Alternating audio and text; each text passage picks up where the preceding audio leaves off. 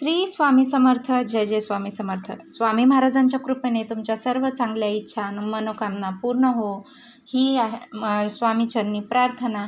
आणि उद्या आहे इंदिरा एकादशी. आता ही पितृपक्षातील इंदिरा एकादशी आहे. या एकादशीच्या दिवशी जर आपण काही उपाय केले, काही सेवा केल्या तर त्या खूप म्हणजे खूप प्रभावी ठरतात. इंदिरा एकादशी केल्याने कुटुंबातील 7 पिढ्या एकत्र येतात. कुटुंबात आनंद कायम राहतो. इंदिरा एकादशीच्या दिवशी पितरांना जन्ममृत्यूच्या बंधनातून मुक्ती मिळते. असे मानले जाते की या दिवशी पुण्य परिणामामुळे स्वर्गाचा मार्ग देखील खुला होतो. आता या एकादशीच्या दिवशी आपल्याला काही उपाय करायचे आहेत. भरपूर वेळा आपल्याला आयुष्यामध्ये अनेक अडचणी, अडथळे, संकटे येत असतात.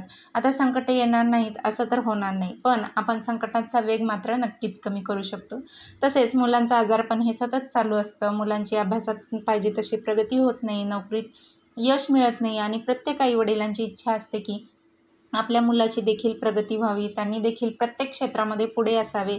पण आपल्या मुलांना जर कोणतीही इडापिडा, नजरबाधा झालेली असेल तर ते शक्य होत नाही. तसेच घरात आर्थिक टंचाई देखील असते. पैसा येतो पण तो पैसा स्थिर राहत नाही. कुठेतरी वायफळ खर्च होतो किंवा आपण मेहनत तर घेत असतो पण त्या मेहनतीचं फळ आपल्याला काही केल्या मिळत नाही. मग सर्व समस्या दूर होण्यासाठी उद्या आपण कोणते उपाय करावे याबद्दलची संपूर्ण माहिती मी आज या व्हिडिओमध्ये तुम्हाला देणार आहे. तत्पूर्वी तुम्ही चॅनलवरती नवीन असाल तर चॅनलला लाईक करा आणि सबस्क्राईब देखील करा आणि कमेंटमध्ये श्री स्वामी समर्थ किंवा ओम नमो भगवते वासुदेवाय असं लिहायला विसरू नका.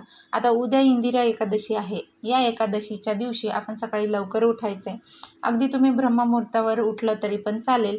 आता एकादशीच्या दिवशी आपल्याला आंघोळीच्या पाण्यामध्ये काही वस्तू टाकायच्या आहेत की ज्यामुळे आपल्या घरामध्ये जी काही नकारात्मकता आहे ती दूर होईल. आपल्या घरामध्ये एखादी व्यक्ती अशी असते की आपण तिच्याबद्दल कितीही सकारात्मक बोललं किंवा तिच्याबद्दल सकारात्मक राहा तरी पण ती व्यक्ती नकारात्मकतेचे बोलत असते. किंवा एखाद्या व्यक्तीला कोणतेही कामं तिने हाती घेतलं तर त्याला यश हे मिळत नसतं. घरामध्ये जे काही आजारी व्यक्ती असेल, मग लहान बाळ असो किंवा वयोवृद्ध व्यक्ती असो, प्रत्येकाच्या आंघोळीच्या पाण्यामध्ये आपण या वस्तू टाकायच्या आहेत की ज्यामुळे त्यांच्यामध्ये जी काही नकारात्मकता आहे ती नकारात्मकता पूर्णतः दूर होईल. आणि आपल्याला त्यांच्या आंघोळीच्या पाण्यामध्ये मीठ टाकायचं आहे. आता जेव्हा आपले हातपाय दुखत असतात किंवा आपण आजारी असतो तेव्हा देखील आपण मिठाच्या पाण्याने आंघोळ करत असतो.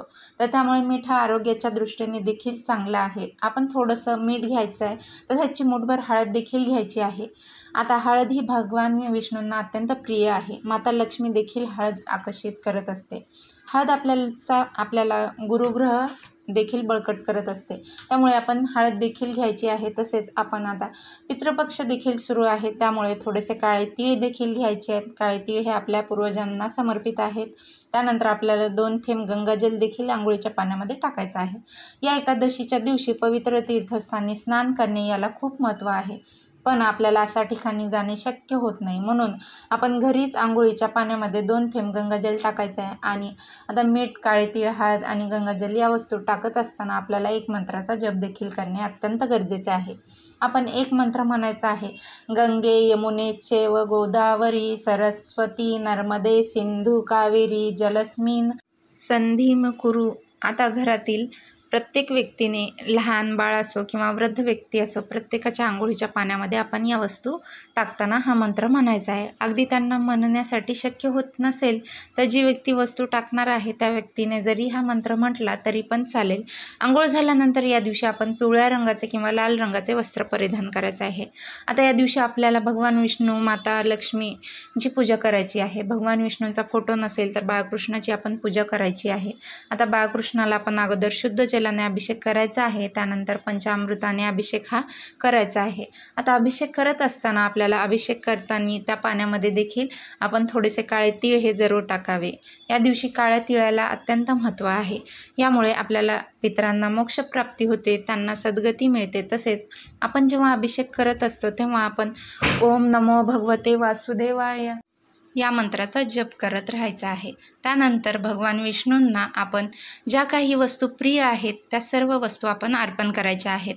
मग त्या पिवळ्या रंगाची वस्त्र परिधान करावे, त्यानंतर चंदन, अष्टगंध लावायचा आहे. तसेच तुळशीपत्र हे त्यांना सर्वात प्रिय आहे. त्या दिवशी त्यांची पूजा पूर्ण होत नाही, त्यामुळे आपण त्यांना तुळशीपत्र देखील अर्पण करायचं आहे. आता आपण आपल्या उजव्या हातामध्ये थोडेसे काळे तीळ घ्यायचे आहेत. अगदी तुम्ही 21 काळे तीळ किंवा 11 काळे तीळ घेतले तरीही चालेल.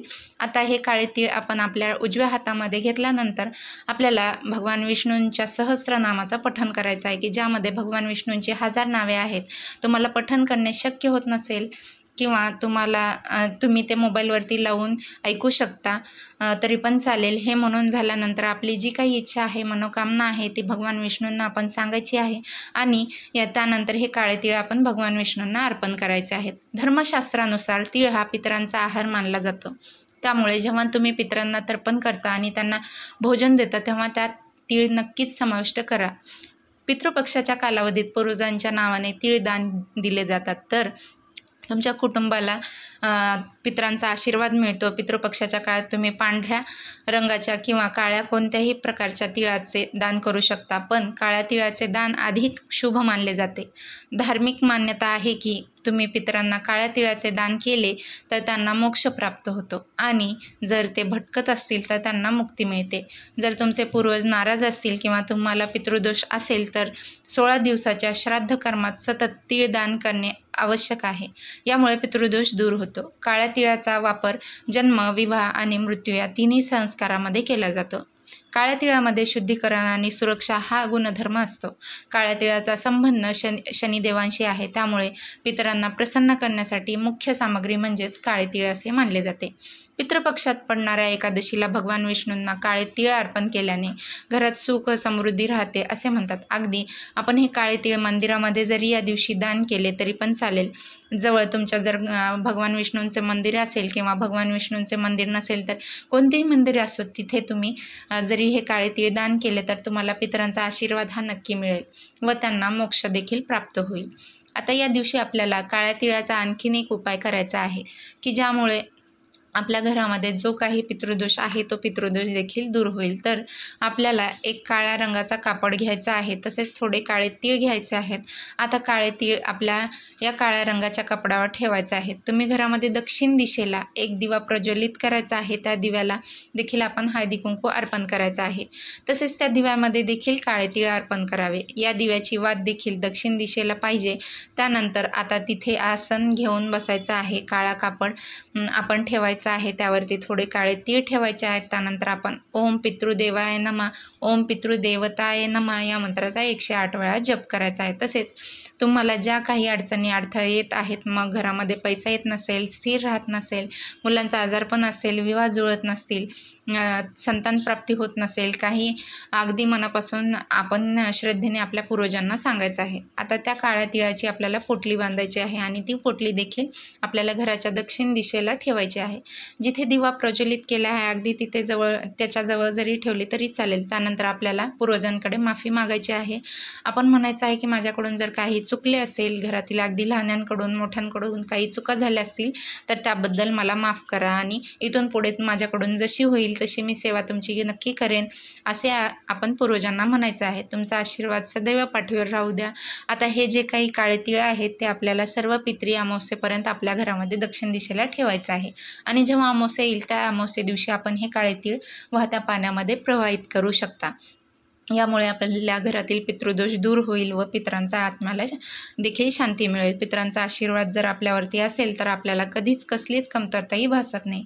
तुम्हाला जर हा व्हिडिओ आवडला असेल तर कमेंटमध्ये ओम पितृदेवताय नमः जरूर लिहा आणि तुम्हाला हा व्हिडिओ आवडल्यास चॅनलला लाईक करा आणि तुमच्या मित्रपरिवारामध्ये हा व्हिडिओ जास्तीत जास्त शेअर करा आणि सबस्क्राईब देखील करा आणि बेल आयकॉनचं बटनही दाबा. यामुळे काय होईल, मी जे कुठले नवनवीन माहितीपूर्ण व्हिडिओ चॅनलवरती अपलोड करेल त्याविषयीची सर्वप्रथम नोटिफिकेशन तुम्हाला येईल आणि तुम्ही माझे कुठलेही व्हिडिओ मिस करणार नाही. त्यासाठी चॅनलला लगेचच लाईक करा, शेअर करा आणि सबस्क्राईब करा. आजच्या पुरतं इतकंच. उद्या भेटूया नवीन अशाच माहितीपूर्ण व्हिडिओमध्ये.